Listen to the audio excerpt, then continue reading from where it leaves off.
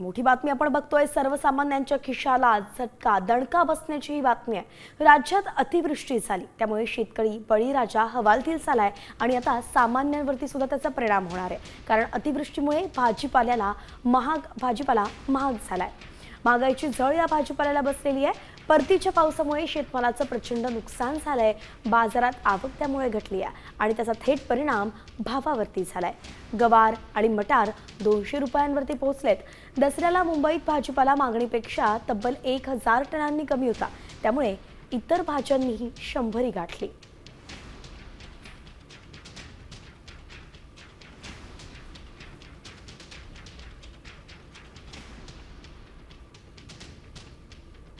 तर ह्या भाज्यांच्या दरांमध्ये बदल कसा झालाय, ग्राफिक्सच्या माध्यमातून सविस्तर नजर टाकूयात।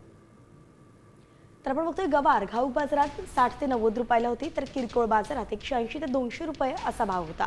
मटार घाऊक बाजारात 100 ते 140 होती, किरकोळमध्ये 200 ते 220 पर्यंत तिचा भाव होता। भेंडी घाऊक बाजारात 36 ते 50 रुपये होती, किरकोळ बाजारात किंमत 100 ते 120 दरम्यान होती। तर वांगी घाऊक बाजारात 34 ते 40 रुपयांनी होती, किरकोळ बाजारात 80 ते 100 पर्यंत दर होते। शेवगाच्या शेंगा घाऊक बाजारामध्ये 60 ते 90 दरम्यान भाव होते, किरकोळ बाजारात 100 ते 160 दरम्यान भाव होते।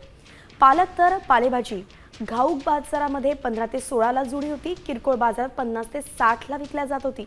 मेथी सुद्धा पालेभाज्यातच आहे, 18 ते 20 घाऊक बाजारातले दर, किरकोळ बाजारात 40 ते 50 रुपये जुडी असं दर। कोथिंबीर तर घाऊक बाजारात 8 ते 12 ला होती, किरकोळ याच्यामध्ये ती 35 ते 40 पर्यंत गेली। तर शेपू आपण बघतोय, घाऊक मध्ये 10 ते 12 ला होती। आता isakal.com आहे देशातील नंबर 1 ची मराठी न्यूज वेबसाईट। प्रत्येक अपडेटसाठी isakal.com ला नक्की भेट द्या।